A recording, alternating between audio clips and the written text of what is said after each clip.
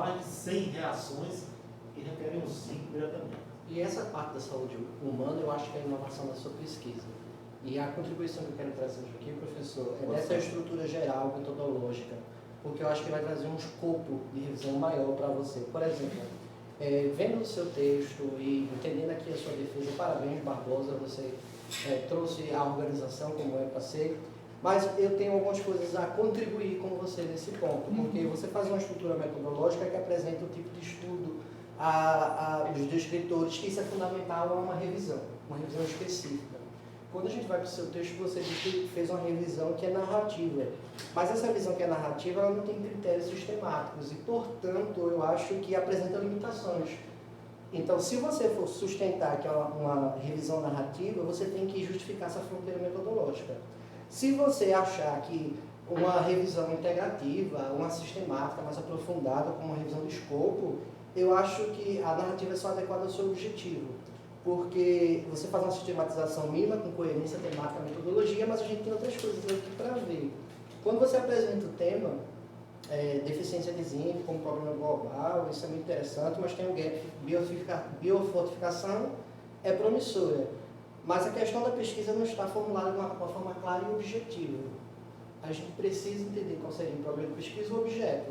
Então, transformar os objetivos em uma das suas perguntas de pesquisa seria interessante, porque se você pegar, inclusive, aqueles acrônimos das questões lá do pessoal faz pesquisa de saúde, PICO, onde você vai ter, por exemplo, o paciente ou a população, a intervenção, a exposição, você vai conseguir conectar coisas. Qual é o efeito da biofortificação de culturas no zinco? Isso já seria intervenção. No estudo nutricional do zinco, já seria aí o desfecho. Em populações vulneráveis, que é o que o professor traz, quando a gente pensa em entender a saúde humana, e o que você deixa bem claro, isso tem um impacto na saúde. Não é? E comparando a ausência de intervenção, e aí você implica também isso na sua justificativa, porque a relevância do trabalho está bem colocada, está bem construída, a biofortificação é sustentável, baixo custo, combate à fome, tudo isso eu entendi, Barbosa, mas falta a implicação mais clara, inclusive para o Brasil, porque vejo que o professor colocou a distribuição do mapa, quando ele falou do exemplo dele, no artigo que mapeava isso. Então, esse uso de fitato como nutrientes, a gente compreendeu, é interessante. A justificativa eu acho que ficaria mais robusta se você respondesse qual é o papel específico da biofortificação no contexto do Brasil, no PA, porque ele, na apresentação dele, remete à merenda escolar, né? Então, no Plano Nacional de Segurança Alimentar, no Plano de Alimentação Escolar. Então, traga para um contexto em que a gente consiga entender no Brasil. Então, você chega a um corpus, mas qual tem sido o prisma? Você precisa incluir critérios, porque eu fico preocupado com a reprodução, se eu for tentar chegar nesse mesmo escopo. Porque eu, buscando aqui, na sua parte de revisão, aí você colocou revisão narrativa. Legal. Essa é a forma menos rigorosa de síntese de evidências, porque não tem um critério de inclusão e nem um critério de exclusão. E isso traz uma abertura para um viés, que pode ser, inclusive, o viés do próprio pesquisador, né? E não existe um protocolo, uma visão narrativa. Na introdução, o objetivo é o estado atual da pesquisa, certo? Aí você utiliza estratégias de buscas.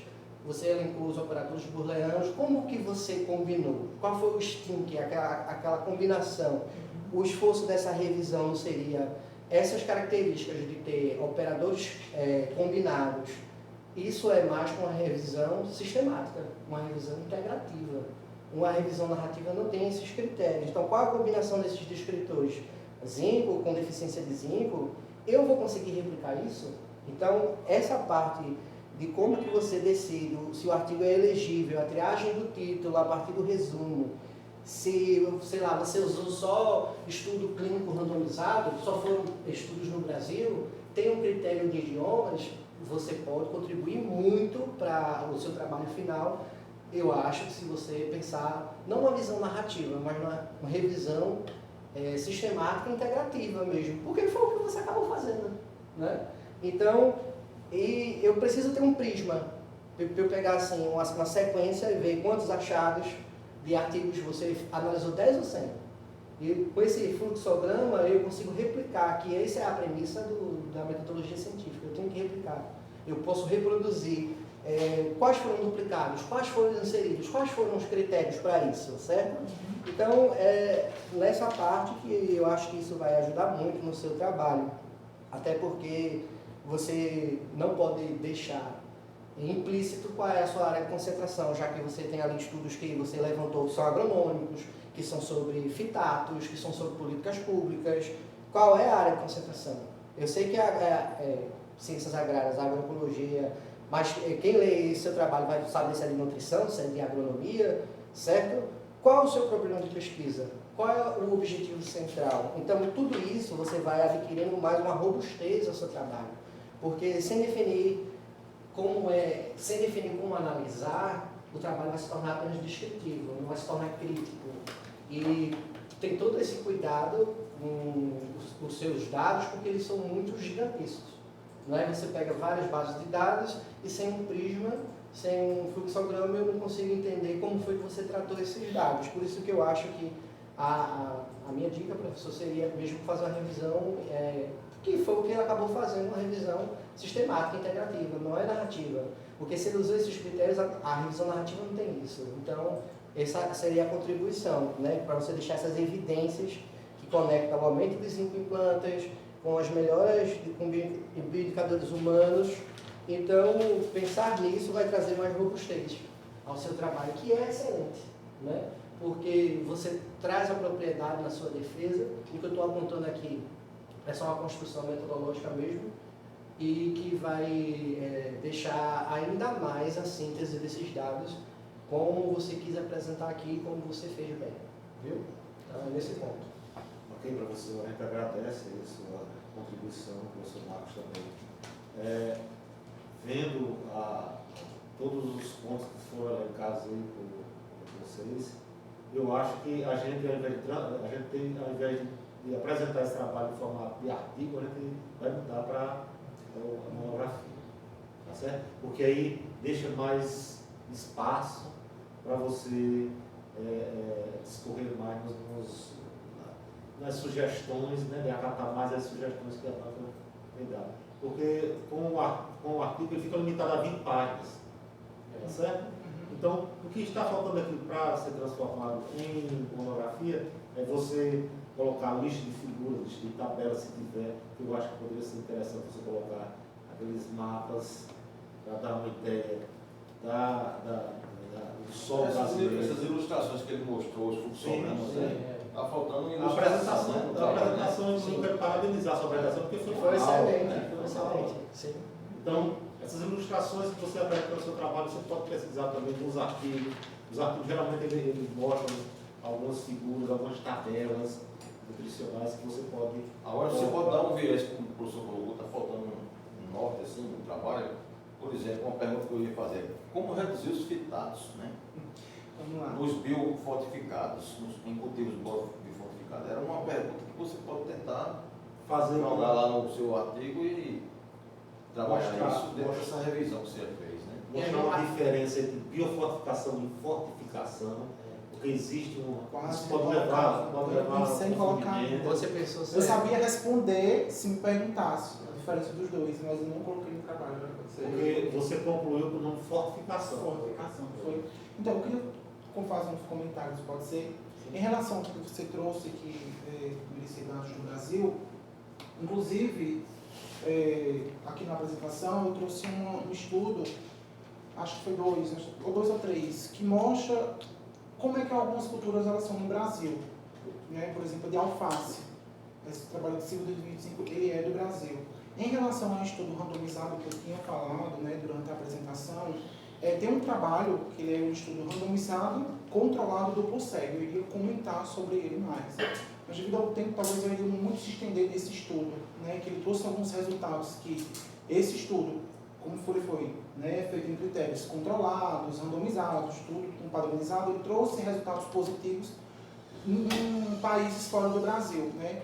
Também trouxe também outra questão a questão genética, né? Uma variedade de plantas chamada 516, né? Eu também trouxe esse trabalho também. talvez não tenha ficado tão claro, né, em relação a isso, mas todas essas que vocês trouxeram, eu concordo justamente com você em relação a ser uma revisão mais integrativa. Mas que a forma que eu apresentei foi mais integrativa do que na... Sim, para mim ficou claro. E a gente tá, a mudança do seu orientador de um artigo com uma monografia é porque a gente está no seu potencial enxergando isso. Eu acho que na conclusão você deveria também finalizar destacando as implicações da sua pesquisa, mas fica limitado quando é um artigo. Se for uma monografia, você consegue o que o trabalho contribui para o campo, não é? E as direções para as futuras pesquisas. Por exemplo, futuras pesquisas devem focar na padronização desses ensaios clínicos com biomarcadores, mais específico ali nos status de zinco. Qual é o que o seu trabalho contribuiu? Esse caminho mais efetivo, que você faz a junção dessa combinação do melhoramento genético, né, com o manejo agronômico, com o zinco, mas isso pode chegar a populações dependentes de cereais no Brasil. Veja que objeto de pesquisa espetacular, que você vai definir isso quando você mudar essa revisão. Que você, na verdade, fez uma revisão que ela não é narrativa, porque você começou a elencar critérios que não fazem parte da revisão narrativa. Você fez uma revisão sistemática, falta você fazer uma revisão sistemática integrativa, com um problema de pesquisa, objeto de pesquisa bem definido, delimitado, você respondendo ao que você elenca, porque esse esforço que você fez traz uma robustez muito grande, né? Por exemplo, qual é o seu problema de pesquisa? Eu poderia formular um aqui, né? Você já tem construído isso, mas, por exemplo, só bem rápido para que fique claro, quais são as evidências que conectam o aumento de zinco em plantas e melhoras em bioindicadores humanos? Responder isso, trazer isso como uma metodologia de revisão integrativa é excelente, porque você domina o que você está defendendo aqui. E talvez essa coisa do artigo não tenha muito espaço pelo número de páginas, né? Mas você fez um trabalho muito extenso, apurou muitos dados, porque quando você vai em várias bases de dados, você tem que entender essa seleção e análise de dados mesmo, né? Porque os estudos, você buscou fontes agronômicas sobre fitatos, sobre políticas públicas, e você precisa elencar isso em um prisma SCR ou um fluxograma. Então tem uma questão metodológica aí para você seguir, para você destacar a implicação dessa sua pesquisa, né? Porque você tem que ir também com o seu trabalho de conclusão do curso, saber que ele, professor, é um pontapé para uma próxima pesquisa. Sim. Você faz uma contribuição e vai trazer dados que vão ajudar outras pessoas na conclusão do curso, mas também que vai aumentar esse campo que a gente vê que é incipiente com esse seu tema, entendeu? Então você tem uma lacuna de pesquisa, já é coisa para você avançar com pós-graduação, pensando mais na frente e até mesmo continuando com o seu orientador no mestrado, e mais na frente você é um pesquisador excelente porque você entendeu como funciona o rigor científico, e você com esse rigor científico, usando a revisão correta, você vai trazer muito mais impacto do que a gente está notando aqui agora. É um grande impacto, mas ele tem um outro impacto ainda, maior, né? que é de continuidade da sua pesquisa, não por você, mas por pessoas que vão, a partir dessa sua premissa, então quer dizer que Barbosa identificou essa lacuna de pesquisa. Aqui é o pontapé para iniciar outra pesquisa, eu vou continuar os estudos de Barbosa, isso é rigor acadêmico. Como o professor Marcos falou, você tem uma desenvoltura muito boa na apresentação do seu trabalho. Isso, né,